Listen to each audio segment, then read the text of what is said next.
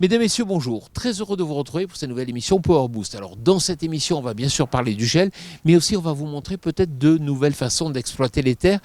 Et ça, c'est peut-être lié au réchauffement climatique. Top départ pour cette nouvelle émission Power Boost.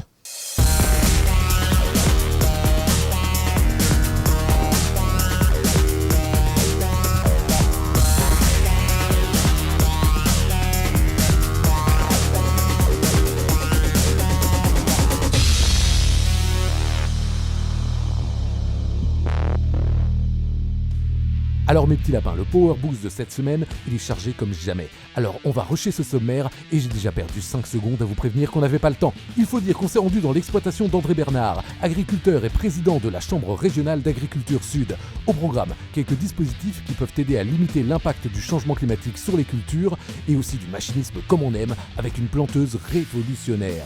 Mais ce n'est pas tout parce que cette semaine, c'est le retour de notre rubrique Les experts du biogaz et perso ça m'avait manqué.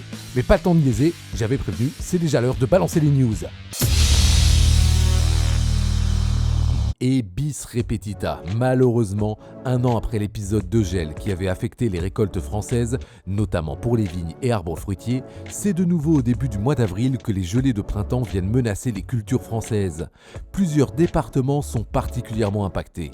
La Charente, les Pyrénées-Atlantiques ou encore le Puy-de-Dôme. Alors se dirige-t-on vers une nouvelle catastrophe ? Selon certains experts, la vigne devrait être plus protégée car les bourgeons sont moins avancés cette année.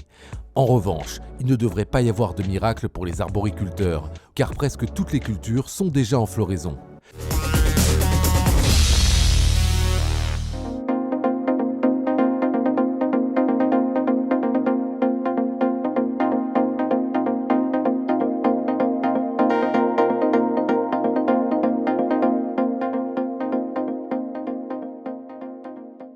Salut André. Bonjour. Alors André, c'est vrai que ton exploitation, elle est pour le moins diversifiée. Explique-moi un peu. Effectivement, on a développé la diversification des cultures depuis quelques années, depuis que mes fils mon premier a rejoint, le second il y a 5 ans maintenant. Parce qu'effectivement, on était uniquement en culture industrielle de plein champ, un peu de céréales. Et on a repris des serres pour faire des fraises. Et on a développé cette serre ici, sur une exploitation qui reste quand même à dominante grande culture, légumes industrie pour la tomate en particulier. De là, il y a en plein champ la multiplication de semences, mais l'activité sous serre ici photovoltaïque et à Orange sous serre plastique pour la fraise ont pris une part importante en termes de chiffre d'affaires, en termes de demande de travail, en termes de maîtrise de technologies nouvelles, parce que nous n'étions pas du tout séristes, donc effectivement, ça fait beaucoup de choses à apprendre, mais c'est très intéressant. Et ça a quand même le mérite d'avoir une partie de la production qui est à l'abri des événements climatiques extrêmes, parce que cette serre ici, c'est bien comme ça que je la définis, c'est un outil pour se protéger des événements climatiques extrêmes, la grêle, le mistral, qui est très important chez nous, la réduction de la consommation d'eau, et pouvoir permettre aux salariés des conditions de travail qui ne sont pas celles du plein champ. Donc voilà, c'est une aventure qui a commencé il y a maintenant 4 ans ici sous cette serre et que nous continuons de développer et que nous allons probablement étendre cette surface-là avec une autre serre parce qu'effectivement ça donne satisfaction. Alors on ne fait pas tout, on est sous une serre, on ne fait pas comme dans une serre hors sol chauffée, on fait ici sous cette serre des cultures comme on faisait par le passé en plein champ. Mais comme je l'ai dit, à l'abri des événements climatiques extrêmes. Et puis un super avantage, c'est que cette serre elle produit l'énergie et puis tu n'as pas eu à débourser pour l'acheter. Alors effectivement, on n'aurait pas eu les moyens de se payer un tel outil et ça serait difficile à amortir. Alors que là, la combinaison de production d'énergie qui est captée par des investisseurs qui effectivement récupèrent le soleil et vendent l'électricité, mais ce mécanisme-là permet à des agriculteurs comme nous d'avoir un outil sans avoir des grosses dépenses. Alors effectivement, il reste quand même des dépenses, il y a les aménagements et supports de culture, il y a l'installation d'irrigation, il y a certains matériels spécifiques qu'il faut parce qu'on ne les avait pas par le passé, mais je pense que c'est une très bonne combinaison. Et cette serre-là de 2,5 hectares, elle produit plus d'énergie que ce que consomme le village. Bon André, je vois des tulipes là à l'extérieur, on va aller les voir. Je vous invite à présent à retrouver notre rubrique Les experts du biogaz en partenariat avec Deleplanque. Qui dit bonne fertilité des sols, dit bonne teneur en matière organique. Or, pour produire du biogaz et du digesta, les méthaniseurs consomment de la matière organique. Alors, risque-t-on une baisse de la teneur en humus du sol en développant un atelier de méthanisation? Pour répondre à cette question, nous avons rencontré Jean-Marc Conneau, agriculteur et président de l'Association des agriculteurs méthaniseurs de France.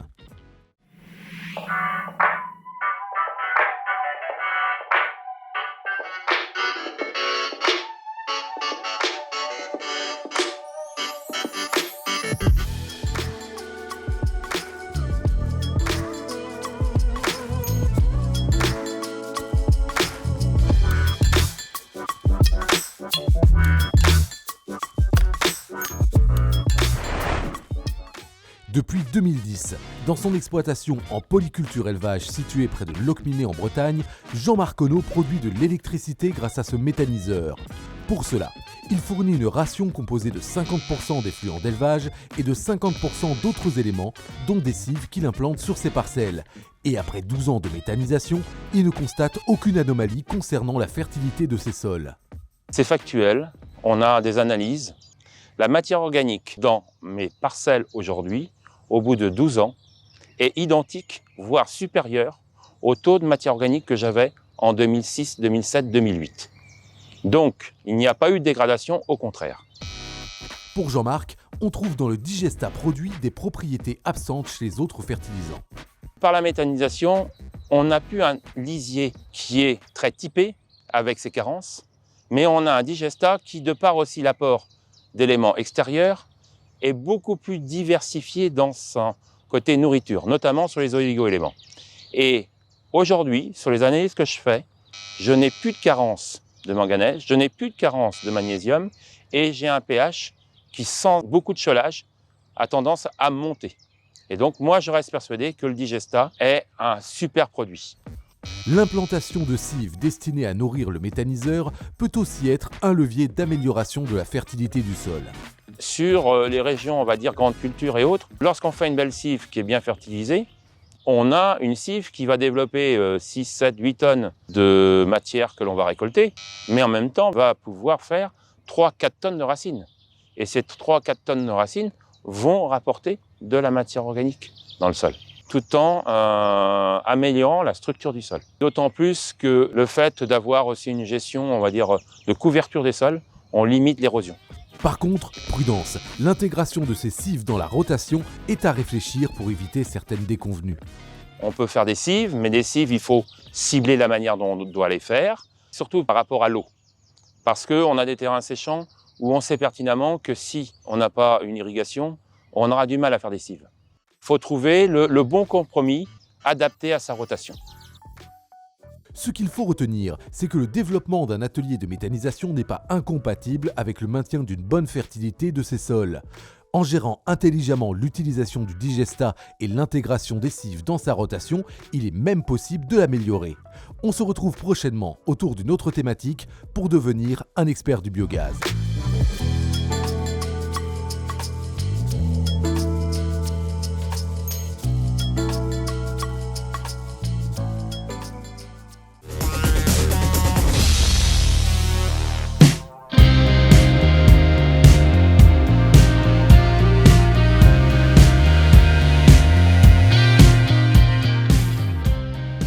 Bon André, si tu m'as amené ici dans un champ de tulipes, c'est pas pour rien.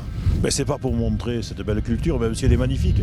C'est parce que c'est une illustration de cette organisation qui s'est mise en place progressivement sur notre territoire. Parce que les exploitations se sont de plus en plus spécialisées sur une ou deux cultures. Et pour arriver à faire des rotations longues, on est dans un processus d'échange. Donc le propriétaire, il loue la terre à quelqu'un pour un an. Celui qui fait les tulipes va louer cette terre qu'il exploite d'habitude ou va échanger, ça dépend les cas de figure.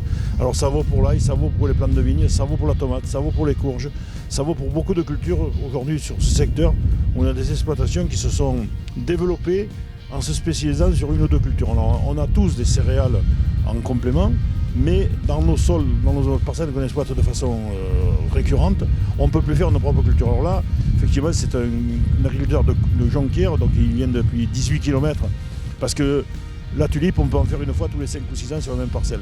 Ça vaut pareil pour l'ail, ça vaut pareil pour les semences de betteraves, ça vaut pour la tomate industrie, ça vaut pour les courges.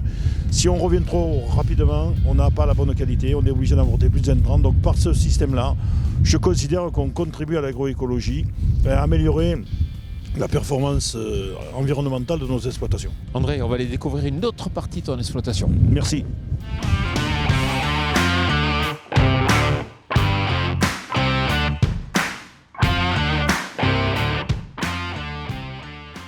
Bon André, on a fait un arrêt sur cette planteuse qui est assez exceptionnelle. Elle fait tout, non? Disons que c'est quand même une révolution, alors même si ça a déjà quelques années. Ça facilite quand même le travail de plantation, puisque on pose les plaques ici et c'est la machine qui se débrouille seule d'aller les mettre dans le sol. Elle met aussi le tuyau d'arrosage, on met de l'eau et de l'engrais au pied et on met le microgranulé à côté. Et tout ça à une vitesse de 4 voire 5 km/h sur les chantiers. Donc c'est le début de ce que nous sommes en train de développer, de ce qui va révolutionner l'agriculture. C'est l'agriculture de précision, c'est l'agriculture robotisée, c'est l'agriculture le numérique dans l'agriculture. Et tous ces métiers-là vont permettre de diminuer la pénibilité, de gagner en productivité, parce qu'il faut aussi qu'on gagne en productivité, et de permettre de répondre aussi à moins d'intrants, moins de phyto, parce que derrière tout ça, c'est les bineuses de précision qui arrivent, alors soit complètement autonomes, soit de pilotage, pour aller au plus près du pied de tomate ou du pied de salade ou du pied de quelques légumes que ce soit. Sous les serres, effectivement, il y a des moyens qui arrivent aujourd'hui avec le système des cobots qui permettent de planter, de biner, de récolter pour soulager la peine aux opérateurs. Bon André, on va aller voir des ombrières sur des vignes. Ok.